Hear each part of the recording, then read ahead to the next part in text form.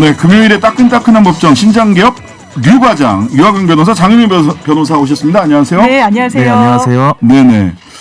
지금도 잠깐 이제 마이크 켜지기 전에 변호사 셋이서 이런저런 말씀을 했는데 먼저 검수완박 오늘의 핫 이슈죠. 8개 조항 중 앞으로 이게 법률상의 평가를 좀 네. 해보는 게 좋겠다. 이게 뭐 정치적 맥락 뭐 이런 것들은 조금 빼고 다툼의 소지가 지금 남아있는 부분들도 좀 있거든요. 분명히. 맞습니다. 예. 일단 어떻게 보셨어요? 이 합의문 장 변호사님. 예, 일단 검수완박 안에 대해서 이른바 중재안에 대해서 여야가 이제 다들 이렇게 동의를 했는데 요지는 이런 것 같습니다. 이제 부패와 경제의 수사와 관련해서는 검찰이 직접 수사를 할 수 있다. 다만 전제가 있다. 뭐냐면 직접 수사권은 향후에 폐지가 되긴 될 텐데 첫 번째 조건 범죄 대응 역량이 검찰의 다른 수사기관이 일정 수준에 이르면 검찰의 직접 수사권은 이양을 하겠다. 상당히 좀 이 부분이 애매해서 추상적이다 이런 좀 비판이 나오고 있고 두 번째는 지금으로부터 입법 논의에 착수해서 중수청을 특위를 구성해서 6개월 내 입법 조치 완성하겠다. 입법 조치가 완성되면 1년 이내에 발족하겠다. 그러니까 지금 시점 기준 1년 6개월 안에 중수청이 발족이 되면 이때 검찰의 직접 수사권을 폐지하겠다. 그러니까 두 가지 전제 조건이 충족이 되면 직접 수사권을 완전히 이제 다른 수사기관으로 이관을 하는 그런 안인데 이 부분과 관련해서 사실상 시간적 유예만 있을 뿐 민주당 안이 관철된 측면이 좀 분명히 있어 보이는 것 같고 다만 이 이른바 검수완박 법안의 개정안이 제출됐을 때 경찰도 또 뭐 영장 청구의 주체처럼 기재된 점, 뭐 구속 취소를 검찰이 할 수 없게 돼서 이를테면 검찰 단계에서 구속이 돼 있는데 그러니까 경찰이 인신을 확보하고 있는데 정말 이게 풀어줘야 되는 상황이 됐다. 그런데 이 부분이 제대로 이 하달이 안 돼가지고 풀어주지 못하는 이런 상황에 대해서 어떻게 대비할 것이냐. 뭐 이번 법제처에서도, 그러니까 법원 행정처에서도 뭐 문제 제기를 했었는데 이런 디테일한 부분에 대해서는 최소한 합의문에는 담기지 않은 것 같습니다. 네, 유 변호사님 어떠세요? 우선은 총론적으로는 두 가지 생각이 드는데요. 네. 한 가지는 국민의힘이 민주당이 요구하는 이 개정 입법의 본질에 사실상 동의를 한 게 아닌가. 사실상 예. 기수 분리라고 하는 그렇죠. 것에 일단 동의를 한 거예요. 예, 수사와 기소를 분리하고 그다음에 검찰 직접 수사권을 폐지하고 경찰의 수사 역량을 최대한 집중시키는 이 골자의 큰 방향에는 국민의힘이 따라가고 있는 게 아닌가라는 생각은 들면서 모르겠습니다. 국민의힘 쪽에서 어떻게 생각하는지 또 민주당 쪽에서는 이것도 너무 아쉽다고 생각할지 모르겠는데요. 네. 현직에서 일하고 있는 변호사 입장에서는 뭐 이 개정안이라고 이게 방금 읽어봤는데 네. 지금 장 변호사님 말씀하신 것처럼 민주당이 원하는 그 방향대로 도달하는 데까지 시간의 문제가 있을 뿐이지 네. 그 방향 자체를 완전히 틀어버리려고 국민의힘이 하진 않은 것 같고 네. 그래서 이 시간을 좀 벌어놓은 이상 그 중간에 어떻게 제도를 보완하는지 좀 이게 좀 이제 우리의 숙제로 달려 있는 것 같고 한 가지 네. 제가 조금 강론적으로 들어가면 네. 지금 보면 뭐 국민들도 그렇게 느끼실지 모르겠는데 사실은 권력형 범죄에 대해서 주로 협의의 대상이 됐다라는 점이 여실히 좀 보이고. 네, 그게 경제하고 부패. 그렇죠. 네. 그러니까 일반 서민 사건 전체 사건의 99%에 달한다고 하는 일반 서민 사건에 대해서 아직도 여야가 특별히 좀 디테일한 관심은 없는 게 아닌가라는 생각이 좀 드는 것이요. 심지어는 검찰도 그 부분에 관심이 별로 없는 것 같아요. 예, 둘 다 마찬가지입니다. 검찰도 그렇고 경찰도 그렇고 권력 다툼인 거고 네. 여야도 마찬가지로 뭐 권력형 범죄에 대해서 어떻게 다룰 것인지에 집중이 되어 있지 99% 일반 사건에 대해서는 특별히 관심이 없다라고 여겨지는 부분 딱 한 가지가 여기 있습니다. 좀 긍정적으로 보인다고 해야 될까?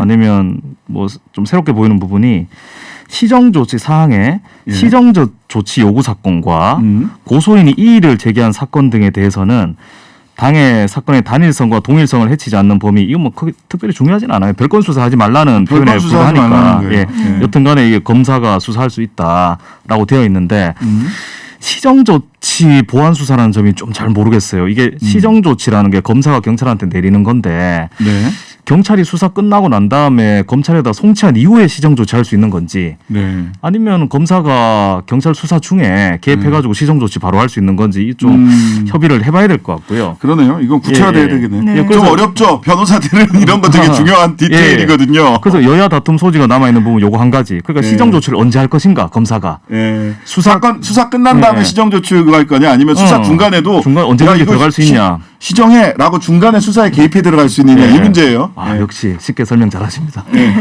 진행자는 진행자. 예. 예. 그리고 두 번째는 고소 고발인이 없는 불송치 사건 어떻게 할 거냐 이거예요. 그거는 예, 쉽게 설명해 드리면 예. 고소인이 이의를 제기한 사건이라고 하면 예. 경찰이 수사 다 하고 이거는 혐의가 없으니까 불송치합니다라고 통지를 했을 때 네. 이게 고소 고발한 사람이나 피해자는 아니야 나는 그렇게 생각하지 않아 이의 신청할 수 있거든요. 네. 아, 그건 그런데- 직접 수사권이 있죠. 예, 예. 네. 근데 이 이의 신청이라고 하는 것이 일반인들로서는 이 절차도 잘 모르고 이의 신청을 할 수 있습니다라는 고지도 경찰이 잘 안 해줘요. 이게 또 문제인데요. 이번에 작년 7월 달인가 원래 제도는 바뀌었더라고. 다 해주게. 예, 예. 근데 실무에서 솔직히 이야기하자고요. 잘 안 합니다. 경찰들도 변호사들도 잘 욕을 안 하고. 그래서 대리인이 없이 그냥 일반인이 혼자 고소고발을 했을 경우에 불송치가 되면 그런가 보다 경찰이 그러면 그렇지 하고 끝냅니다. 다부지게 이의 신청까지 하는 그런 일반인들은 잘 없고요. 대리인, 변호사가 있어야 이의 신청까지 하고 그 이후에 검사님한테 가가지고 추가 증거 제출하고 이렇게 할 텐데 아, 이의 신청을 해야 수사를 검사가 할 수 있다라고 아직까지 이렇게 해놓은 거는 일반인들 피해자들에 대해서는 보호 장치가 아직도 좀 부족한 거 아닌가 이런 생각이 들긴 합니다. 예. 지금 이 변호사님들 말씀을 들으시면 우리 단골손님들은 야 이거 뭐 다 국힘이 하자는 대로 다 한 거 아니야? 뭐 이렇게 생각을 하시는데 변호사님들의 평가는 제가 오늘 많은 변호사님들이랑 이거 내 판단이 맞나 하고 얘기를 해봤는데 원칙적으로 민주당의 기조가 관철된 게 맞아요. 네. 사실은. 저는 그렇게 원칙적으로. 생각합니다. 예. 다들 국힘이 이걸 왜 받았지? 시간 문제지 민주당의 기조대로 가는 게 맞아요. 다만 정치적으로 민주당과 국힘을 못 믿는 부분들이 있는 거예요. 지금 우리 유권 보니까 단골 손님들이나 우리 국민들이 뭐 말하자면 그 소위 정치적 합의인데 법률 심사권을 가진 사법개혁특위가 중수청을 KFBI를 1년 6개월 뒤에 만든다. 그거를 어떻게 믿냐는. 발목 잡히면 발목 다른 수는 잡히면 없다. 그걸 네. 어떻게 믿냐. 요게 핵심 포인트네요. 보니까 오늘 얘기를 쭉 들어보니까 우려하시는 분들 같은 우려하시는 거고요. 핵심이 예. 민주당이 그거를 다부지게 1년 6개월 안에 만들어낼 만한 개혁 추진의 동력을 가지고 있느냐. 이번에도 보니까 뭐 이렇게 하자는 사람도 있고 저렇게 하자는 사람도 있는데 진짜 중수청이 만들어져야지 그 수사권 2개 남은 거 부패하고 경제도 넘어갈 거 아니에요. 그러니까요. 예, 그러니까 민주당이 다부지게 그거를 할 수 있냐. 그다음에 두 번째는 국민의힘이 계속 발목 잡거나 하면 안 되는 거 아니냐라고 그렇죠. 하는 정치적인 신뢰 문제 이게 남아 있어요. 맞습니다. 그러니까. 중수청의 입법 논의라고 하면 이제 개정안 내지는 예, 뭐 제정안이 만들어져야 될 텐데 일단 정권이 바뀌게 되면은 이제 예. 국무회의에 안건이 올라갔을 때 대통령이 거부권 행사하면 이게 또 도돌이표로 국회로 다시 오게 되잖아요. 네네. 그러면 이것을 다시 부의하기 위해서는 전체 의원의 3분의 2 의결수가 200명 있어야 돼, 돼야 200명. 되는데 이걸 지금도 뭐 필리버스터 하는데 막기 위한 3분의 2 요건을 맞추냐 지금 2명이 빠진다 1명이 모자란다 이러고 있는 와중에 윤석열 대통령이 이걸 거부권을 행사하면 다른 대안이 있느냐 이런 우려를 나타내실 수 있을 것 같습니다. 네. 이 1년 6월이라는 게 시간이 굉장히 짧습니다. 맞아요. 문재인 대통령 정부도 5년이 금방 이렇게 지나갔거든요. 네. 그래서 뭐 민주당 의원들도 하는 데까지 뭐 했다고 반론을 할 수도 있는데 우리가 볼 때는 이 검찰 개혁안이 사실 5년 동안 연구한 것으로 보이진 않잖아요, 사실. 그러다 보니까 1년 6개월이라는 시간 안에 중수청이라고 하는 예. 이 중요한 국가기관을 제대로 잘 만들 수 있을 것인가, 첫째. 그다음에 동력과 의지 문제. 저는 뭐 네. 동력은 된다고 봅니다. 국회 민주당 의원이 지금 뭐 숫자가 상당히 많고 172석? 172석이나 되기 때문에 네. 동력 자체에 대해서는 뭐 의문을 품기는 어렵습니다, 객관적으로. 네. 그러나 1년 6개월 동안에 이 연구를 잘 해야 돼요. 연구를 하고 사회에 이제 뭐 실무하고 있는 변호사들이나 고소고발인들 피해자들 목소리도 충분히 다 담아내야 되고요. 일반 네. 사건에 네. 대해서 말씀드리는 겁니다. 네네. 그래서 1년 6개월 동안에 이런 여러 여러 뭐 단체나 계층이나 그런 지위에 있는 사람들의 목소리를 다 담아가지고 잘 만들 수 있을 것인가. 네. 이게 사실 저는 좀 걱정이 됩니다. 1년 네. 6개월. 너무 짧아요. 국민의힘이 어떻게 방해한다고 하면은 1년 6개월 그냥 지나가 볼 수 있는 겁니다. 예. 그래서 제 생각에는 결과적으로 1년 6개월 뒤에 바로 있을 총선에서 총선이 굉장히 중요해질 거다. 그러겠네요. 예. 이게 총선 때는 난리가 나죠. 이제 이 정책 가지고. 이 정책 가지고. 예, 하겠다. 안 하겠다. 우리는 안 하겠다. 예. 어떻게 하겠다. 저렇게 하겠다. 그래서 기수분리를 계속해서 제대로 해 나가야 된다라고 생각하시는 분들은 자 방향은 이쪽으로 왔다. 시간 안에 할 수 있을 거냐. 그러면은 기수분리에 동의하는 정치 세력들이 힘을 갖거나 또는 연구를 잘하도록 제대로 좀 완결성 있는 것들을 갖고 올 수 있도록 매 눈으로 쳐다봐야 된다. 바라보고 또 어떨 때는 특별한 경우에는 정치적 액션도 마다하지 말아야 된다. 이런 생각이 듭니다. 자, 조금 더 길어졌네요. 사실 짧게 치고 가려고 했는데 왜냐하면 너무 많아서 소위 장관 후보자들의 사법 리스크 하도 많아가지고 네. 점검하는데 시간이 너무 이것도 사실 짧아요. 한 3회 해야 되는 것 같은데. 네, 3회. 다음 주부터 청문회 하니까 청문회 중에도 한번 합시다. 진짜 이거. 알겠습니다. 예. 너무 답답합니다. 자, 제일 먼저 순서를 원래 정호영부터 하려고 그러는데 정호영만 하다 끝날 것 같아서 한덕수부터 하죠. 한덕수. 총리 후보자고 월요일부터니까 예. 월요일 화요일. 자, 한덕수 총리 후보자 인사청문회 관련해서는 사법 리스크 어떤 쟁점들이 있습니까? 일단 뭐 전관 예우뿐만 아니라 후관 예우까지 받았다 이런 얘기가 나오는데 뭐 본인이 김앤장에 있다가 바로 그 당시에 본인이 뭐 총리까지 역임하고 이런 고위직을 지낸 다음에 2018년도에 연봉을 받더니 한 5억 정도를 받았다는 거예요. 그런데 이른바 말하는 전관 기재부 장관들과 비교해봐도 한 2배 정도를 받은 거라서 대관절 무슨 일을 했느냐 김앤장에서 뭐 어떤 기관들을 상대로 창구 역할을 한 거 아니냐 이른바 로비스트 역할을 한 거 아니냐 거기에 대해서 납득할 수 있는 뭐 해명은 구체적으로 나온 건 없고 이른바 또 후관예우 본인이 또 다시 정부 부처 뭐 아주 그 이젠 책임 총리제를 정착시키겠다고 이야기를 하고 있는 마당에 굉장히 많은 권한을 가지게 되는 총리직으로 또 직행해서 갖는 게 맞느냐 이런 논란이 나오고 있고 어제 나온 단독 보도 내용은 본인이 무역협회장일 때 1억 원 상당의 아주 고급 강남의 호텔 피트니스 회원권을 무료로 사용을 했습니다. 그런데 그 직에서 내려온 이후에도 계속 사용을 했고 이게 1년 단위로 내야 되는 회원비만 한 700~800만 원이 되는 굉장히 고가의 회원권인데 조국 전 장관이 이렇게 얘기를 했습니다. 아니 내가 후보자일 때 강남의 고급 이런 회원권을 무료로 사용했다라고 하면 과연 어떤 이야기를 국민의힘 측에서는 했을 것이냐. 이런 논란에 대해서 그냥 문제 없다라는 입장 취하고 있는 것 같습니다. 네. 이거 부부 피트니스 회원권 받은 게 이게 지금까지 가지고 있어서 어쨌든 시효가 계속 가고 있는 게 아닌가 하는 생각이 하나 들고. 예, 취임 이후까지 이거 피트니스장 한 번이라도 잘못 갔다가는 김영란법에 바로 저촉될 수 있어요. 일단 김영란법 저촉돼요. 예. 그리고 이게 이 무역협회 회장할 때 무역협회가 31%인가? 무역협회가 인터컨티넨탈 호텔, 이 피트니스가 있는 호텔 지분을 33% 가지고 있는 대주주입니다. 근데 한 후보자가 이 회원권을 계속 사용하면 전 직장이란 말이에요. 전 직장인 무역협회 관련해서 이해충돌 또는 심지어 뭐 뇌물로 취급받을 수도 있거든요. 뇌물로 받을 수 있다는 생각이 들어서. 대단히 조심하셔야 돼요. 피트니스 이제 안 가야 됩니다. 왜 반납 안 하시는 거야? 반납을 해야 이제 돼요. 하겠죠 뭐. 예, 근데 지금까지 이렇게 계속 다녔다는 것도 문제인 게 그렇죠. 퇴임하고 난 다음에도 5년 이상 계속 저기 다녔다는 건데 이게 퇴직금이라고 이야기하지만 보통 사람들은 퇴직금을 이렇게 강남에 있는 5성 호텔급의 회원권 가격이 1억이고 매년 800만 원씩 내야 되는 거거든요. 이게 위법의 점도 좀 보이지만 국민 정서상 이거는 완전히 그 사세인 거죠. 그들이 사는 세상. 예, 저는 이 호텔 로비에도 못 들어가 봤는데. 재산 공개할 때도 이 회원권은 넣지 않았더라고요. 안 넣었어요. 근데 그 안 넣었으면 안 넣은 이유가 좀 납득이 가야 되는데 재산상의 가치를 측정하기 어려워서 안 났다 이렇게 재산상 얘기하셨더라고요. 가치는 굉장히 쉽게 책정됩니다. 예, 재산상 가치는 제가 방금 이야기했듯이 회원권 1억, 연회비 800만 원 바로 되는데 조금 이렇게 하면 너무 그 사세처럼 보이니까 본인도 필터링을 한 거겠죠. 예, 안 걸릴 것 같고. 그리고 제 추측입니다. 그리고 그 본인이 이 마침 또 원래 회원권 그 피트니스 클럽 회원권을 다른 또 고급 회원권을 가지고 있다가 팔았어요. 이거 제공받았을 때. 왜 팔았느냐?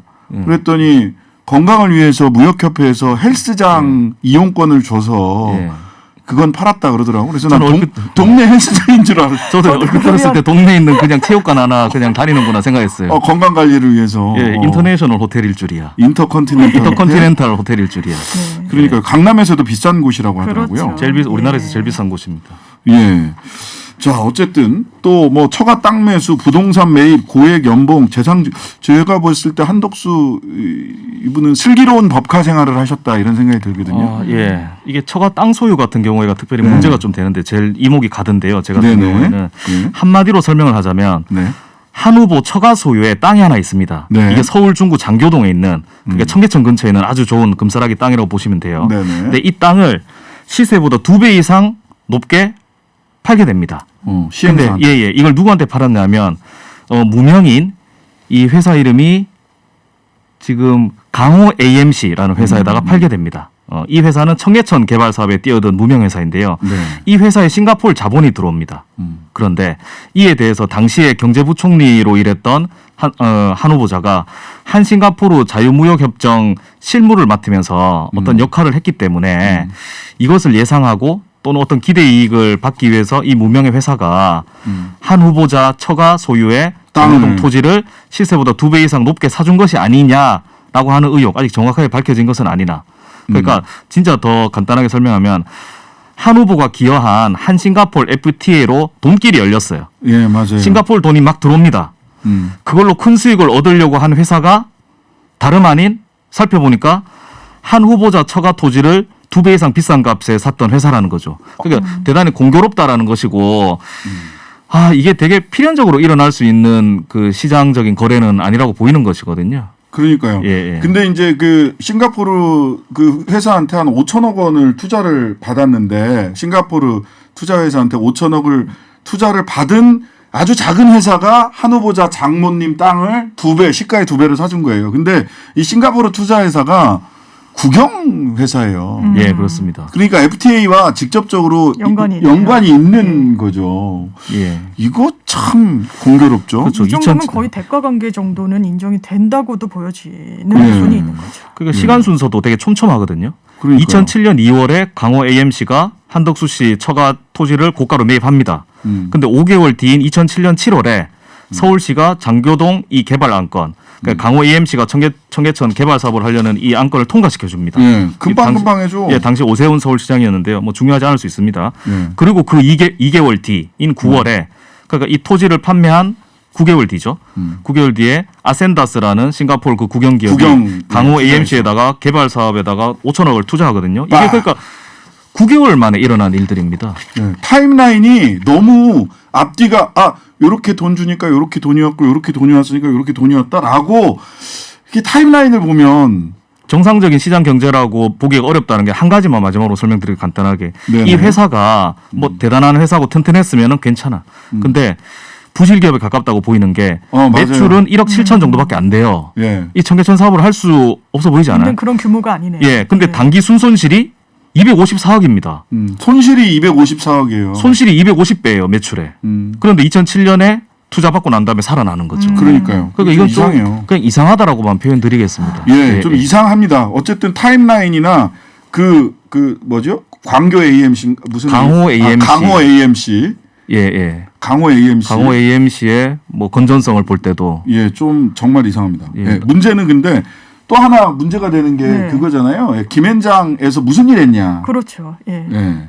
근데 김앤장에서는 엊그제 그 배진교 의원 얘기 들어보니까 김앤장에서는 무슨 일 했는지를 제공하려고 다 준비를 했는데 한덕수 후보자가 동의를 안 해가지고 못 주고 있다라고 김앤장에서는 국회 쪽에다 해명을 하고 있답니다. 예, 그 한덕수 후보자는 이렇게 이야기해요. 해외 기업의 국내 유치와 국내 기업의 해외 진출에 조력했다. 공무원인가요? 그래서 저는 그거 보고도 김앤장이 무슨 외교통상부인가요? 그래서 이게 말습관인가 아니면 거짓말인가? 그러니까요. 김앤장 가서 이런 일을 한다는 것은 외교통상부 때 했던 일을 착각해가지고 이야기하는 거 아니에요? 조금 납득하기가 어려워요. 예. 이 부분도. 그래서 돈을 뭐 급여 기준보다도 훨씬 더 많이 받았다고 합니다. 자, 당면해서 어쨌든 한덕수 총리 후보자가 25일, 26일 월요일부터 이틀간 청문회가 진행이 되고 국회의 시간의 하이라이트죠. 하이라이트. 예, 왜냐하면 총리 후보는 인준을 해야 그렇죠. 취임할 수 있으니까. 진짜 발목 잡으려면 제대로 잡을 수 있는 거죠. 다른 장관 후보자들은 그냥 청문회 하고 또는 안 해도 임명하면 돼요. 근데 총리는 안 그러니까. 자, 그다음에 한동훈 네. 어떤 의혹, 사법 리스크 뭐 있는지 좀 저는 알려주시죠. 좀 깜짝 놀랐는데 일단 뭐 부인으로 일관하는 것 같지는 않아요. 그런데 변명으로 일관하는 것 같긴 합니다. 부인 같은 경우에 예전에 외제차를 구입을 하면서 그 차량 딜러에게 각종 서류를 넘겼는데 그 당시에 딱 36일 서울 삼성동, 강남구 삼성동에 살다가 이 경기도 구리시로 전입신고를 하는데 왜 했냐 봤더니 외제차를 싸게 사려고 했다라는 거예요.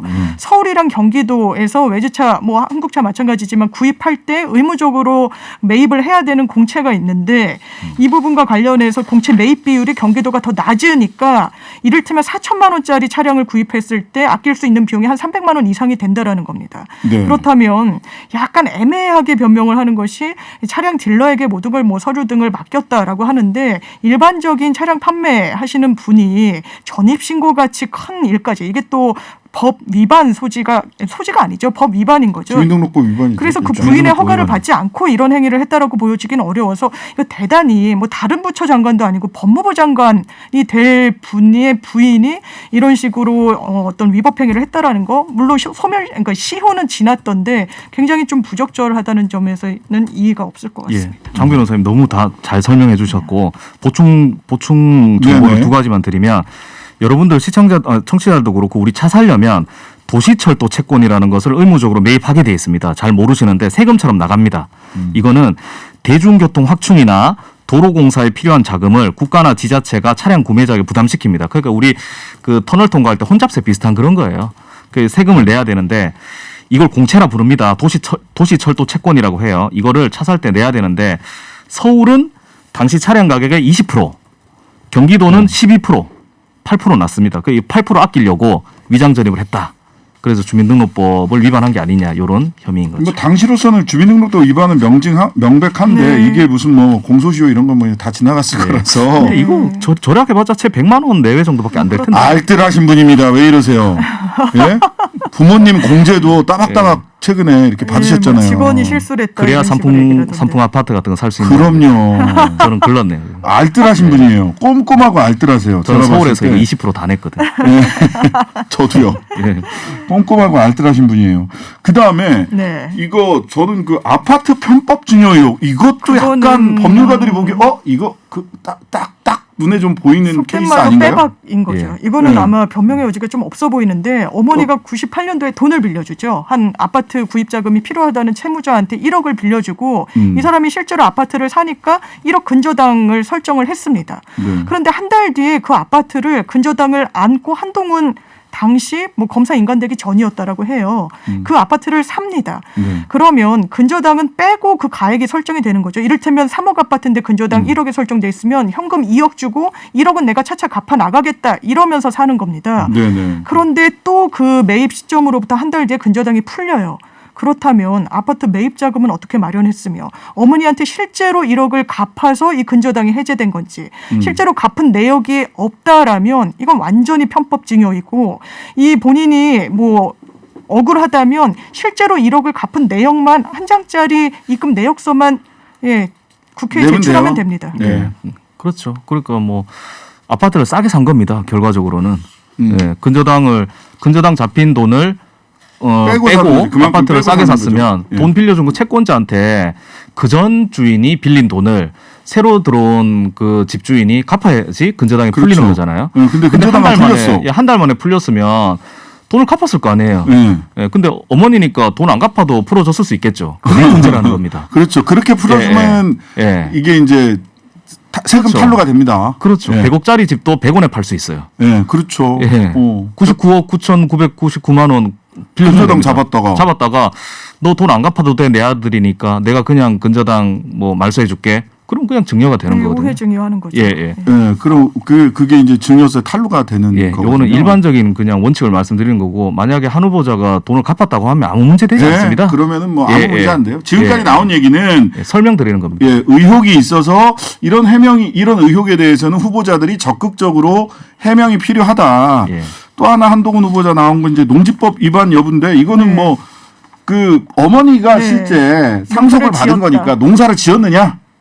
본인은 지었다라는 거고 본인 근데 이제 어머니가 뭐 지었다는 거. 가사 도우미 남편이 지었다라는 예. 주변의 주민분들의 또 증언이 나오는 증언이 거고. 나왔죠. 예.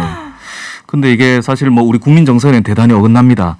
LH 사태 때도 공무원들이 농사 안 지으면서 또 농토 매입해가지고 장난을 많이 쳤잖아요. 그렇죠. 그래서 또 우리 법에는 보면 상속받은 땅 같은 경우에는 만평 이하는 농사 안 지어도 뭐 매매할 의무는 없다라고 되어 있긴 해요. 네네. 그래서 뭐 불법은 아닙니다. 네. 예, 한동훈 후보 같은 경우에 불법을 저지른 것은 아니나 투기하는 사람들이 주로 이런 방법을 많이 취하니까 국민 정서상 땅 가지고 장난친 거 아니야라는 의혹을 가지는 거고. 더군다나 그 부분이 법무부 장관 후보라서 그러니까요. 그래요. 그러니까 이런 것들은 좀 잘 챙기셨으면 어땠을까. 그리고 올해 이제 2022년 5월부터는 상속받은 땅도 만평 이하라고 하더라도 이제 팔아야 팔아야 될 돼요. 의무가 생깁니다. 지자체장의 이제 예, 팔아야 돼요. 예, 명령에 의해 가지고. 예. 그 방향이 맞기 때문에 법이 생기는 거예요. 법이 없다고 이걸 안 지키면 공직자로서 윤리적으로 상당히 책임은 져야 되는 거죠.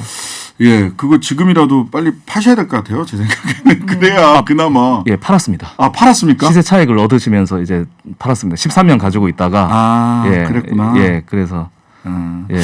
참 알뜰해야 된다. 꼼꼼하고 알뜰해야 된다라는 교훈을 남기면서 오늘 유가장 이렇게 마치겠습니다. 감사합니다. 두 분 고맙습니다. 변호사님. 오늘 재테크 많이 배웠습니다.